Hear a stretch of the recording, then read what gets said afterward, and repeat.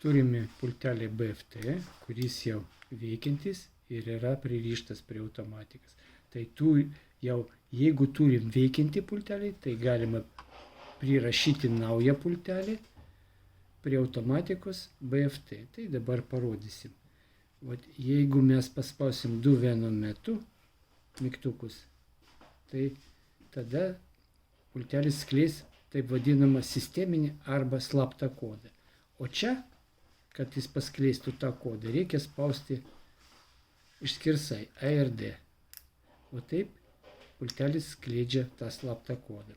Slaptas kodas reikalingas būtent prirašymui. Tai dabar parodysim dar kartelį. Jeigu turim veikiantį pultelį, tai galim pririšti naują pultelį.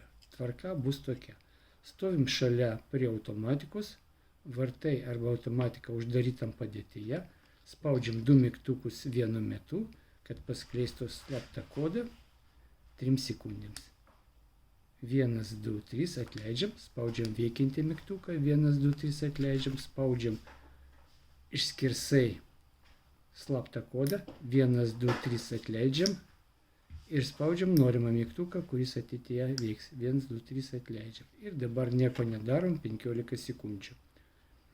Taip vyksta prirašymas naujo pultelio, turint jau veikiantį pultelį. Po 15 sekundžių tikrinsim. Pultelis puikiai veikia. O taip padarėm tą pririšimą.